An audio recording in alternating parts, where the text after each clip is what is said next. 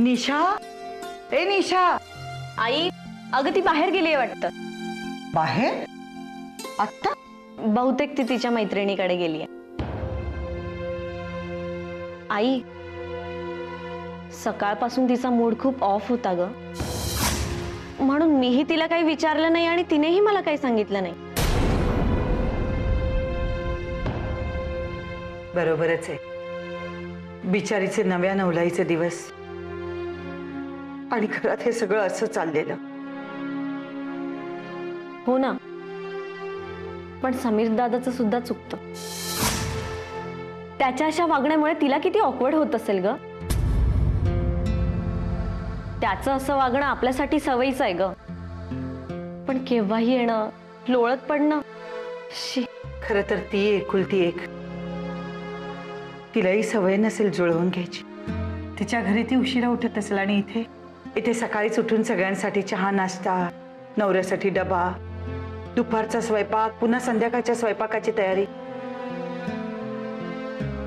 झाली असेल तिची चिडचिड, स्वाभाविकच आहे.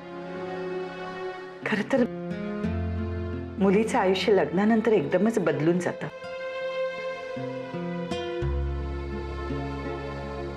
आई जगदंबे, तिच्यात आणि समीर मधले वाद नको ग वाढायला. दोघांची डोकी शांत ठेव.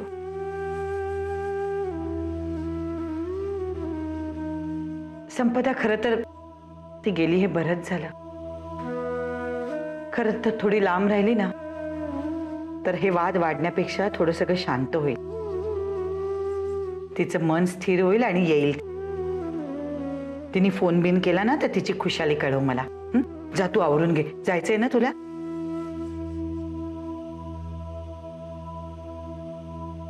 आई,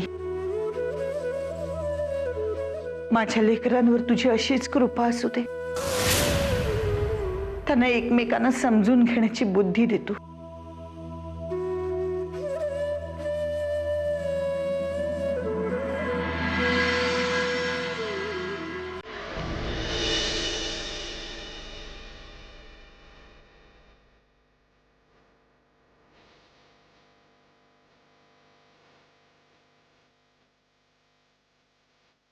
मंदार, किती दिवसांनी आपण असे निवांतपणे भेटतोय ना.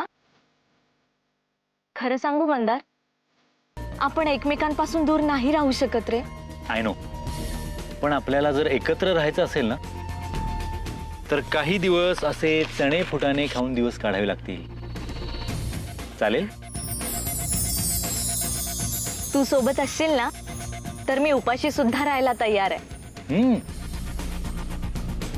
पण खरं सांगू मंदार, तू माझ्यावर अशी वेळ येऊच देणार नाही अशी मला खात्री आहे.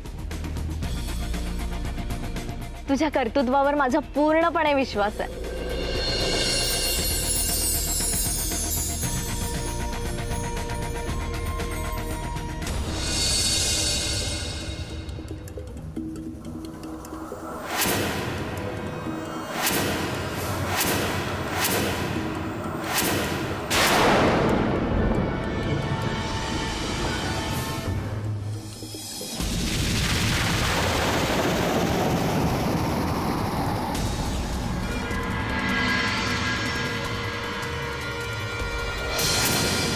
रे, तिच्यापासून दूर राहायचं बजावलं होतं ना तुला. मग काय परत हे फसवा फसवीचे धंदे चालले तुझे?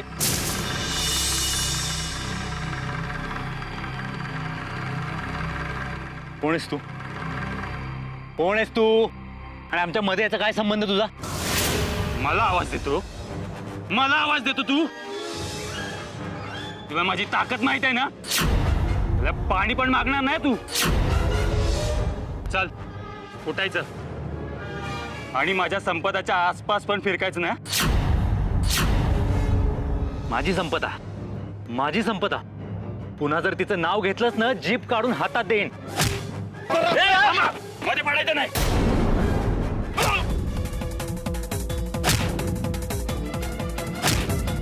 मंदार, मंदार प्लीज.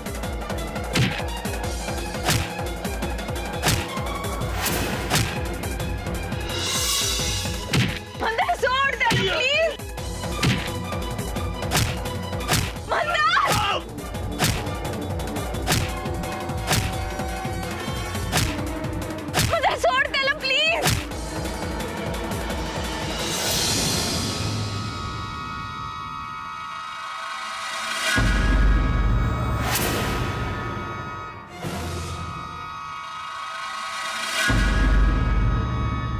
चल ग.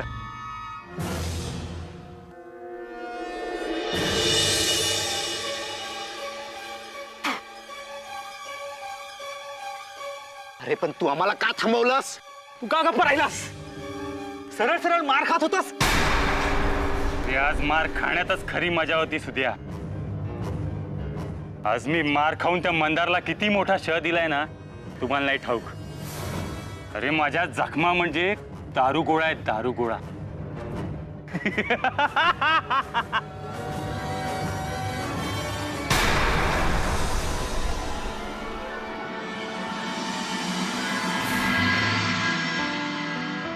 आई, काय रे उमेश? अगं चावी द्यायला आलो होतो. घे. बाबांचं सगळं व्यवस्थित झालंय. त्यांनी नाश्ता केलाय, गोळ्या घेतल्यात आणि आता झोपही लागली. अरे आज मी दिवसभर घरीच आहे. तू काही काळजी करू नकोस. मी आता जाईन तिकडे आणि आहे त्यांच्या बरोबर. अरे तू काही खाल्लंस की नाही का तसाच निघालायस? हे बघ उगाच थापा मारू नकोस हा. थांब, मी तुझ्यासाठी डबा देते.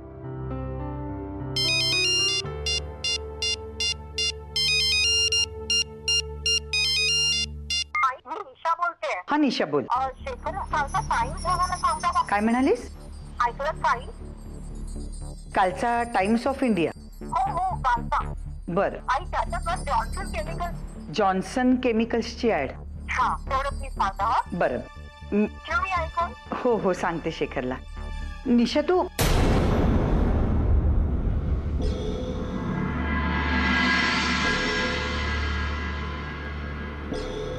काय गाई, काय म्हणाली निशा वहिनी?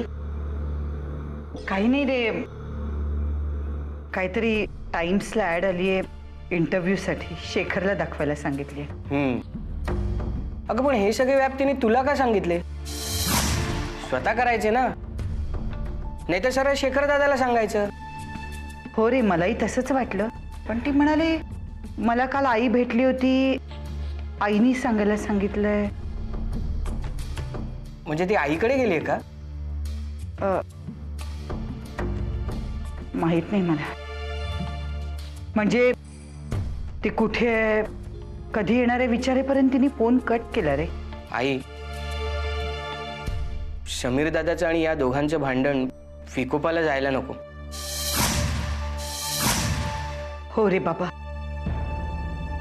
मलाही तीच काळजी वाटते. आणि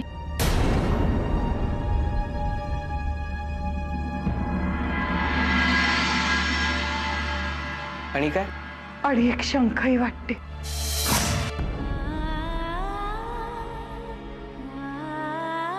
आई जगदंबे, ती शंकाच राहू दे ग.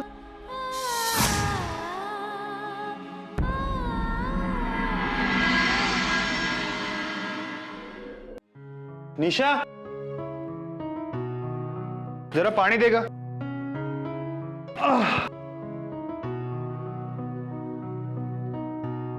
घे. काय ग? हा? निशा कुठे? मला वाटतं बहुतेक ती आईकडे गेली असावी. बहुतेक म्हणजे? अरे मी नव्हते ती घरी गेली तेव्हा. पण तिने मला फोनही नाही केला. मला काही माहित नाही रे. पण तिने तुला हे एक ऍड दाखवायला सांगितले. ऍड?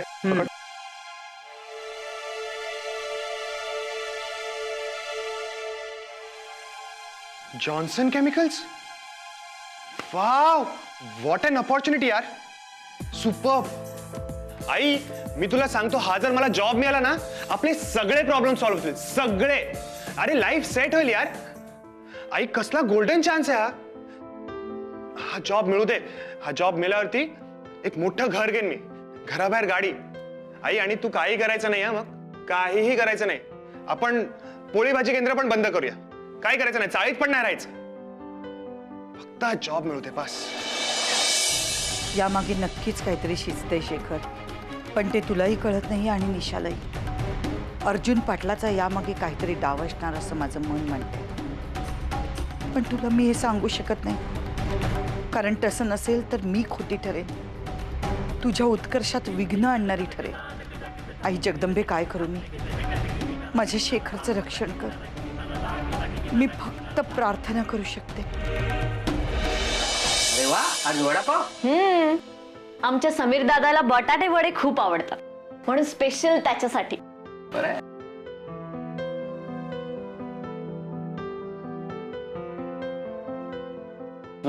झणझणीत आहे पण टेस्टी आहे.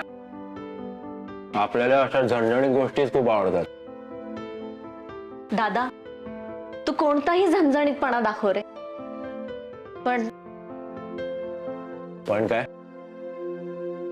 पण त्या चंदू पासून दूर राहा. परत बोल. बोल ना आता, गप्प का? दात खेळ बसली की काय? हा? नाही, त्या मंदारनीच कान भरलेत ना तुझे. दादा प्लीज, त्या चंदूचं खरं रूप तू अजून पाहिलेलं नाहीयेस. खूप डेंजरस मुलगा आहे तो. अरे गोड बोलून फसवतोय तो तुला. हे गोड बोलून चंदू मला नाही तर तो मंदारच फसवतोय तुला. आणि तू हे जे काय बोलतेस ना ते तू नाही तर तुझ्या तोंडून तो मंदारच बोलतोय. आणि चंदूच्या विरोधात एकही शब्द मी ऐकून घेणार नाही. मंदार किती चीटर मुलगा आहे याची अजून कल्पना नाहीये तुला. अरे समीर दादा, पण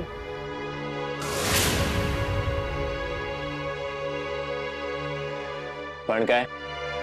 पण काय? हा, हे बघ, ज्या अर्थी घरातल्या कोणालाच तो आवडलेला नाहीये त्या अर्थी त्या माणसामध्ये नक्की काहीतरी गडबड असणार. बस.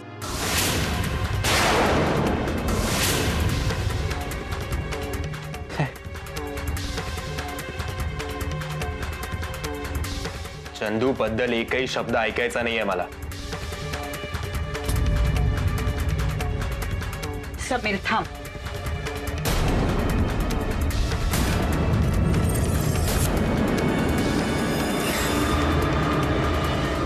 समीर, तू तुझ्या आईला परकी समजत असलास तरी तिचं ऐक आणि मग जा.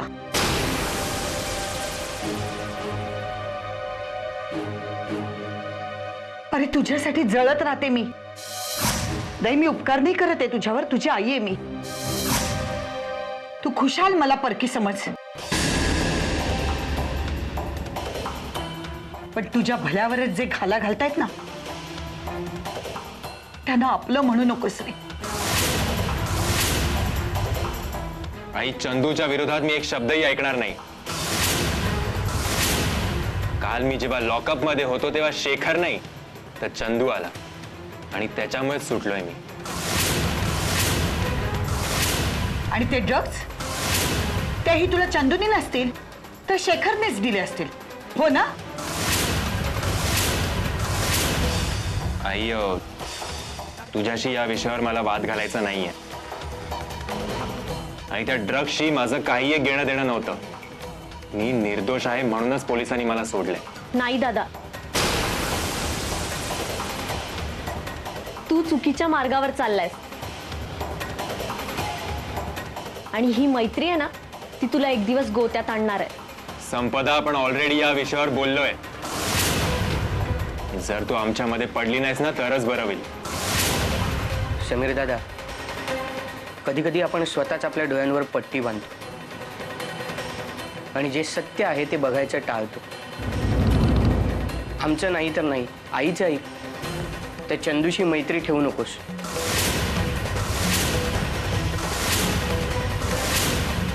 घरच्या सगळ्यांनी मला कधीच दूर लोटले.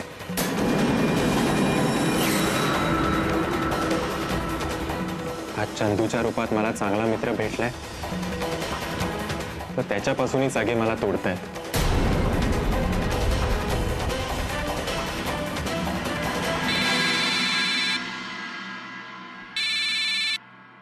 हॅलो, हा बोल रे. काय? चंदूला मारले? थांब, पोचतोच मी तिकडे.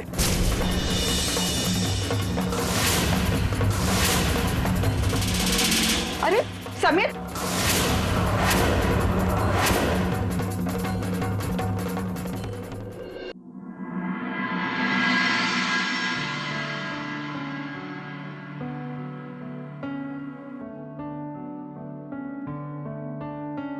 अहो वाचत बसू नका आता. डोळ्यात ड्रॉप्स घाला आणि झोपा. अरे वा, आज काय आमचा नंबर वाटतं. मग काय, दटावण्याचा हक्क फक्त तुम्हालाच आहे वाटतं.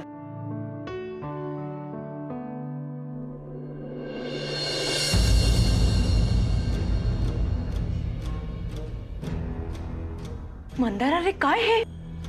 काय नाही ग, जरा बाईक स्किड झाली.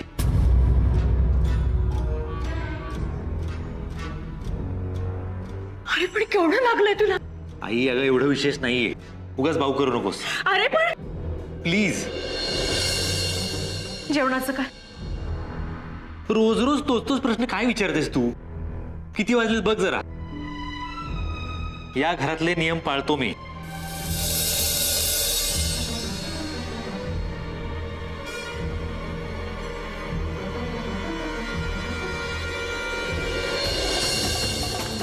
अपर्णा, या जखमा बाईकवरनं पडलेल्याच्या नाहीयेत, नक्कीच म्हणजे मारामारी केलेली आहे.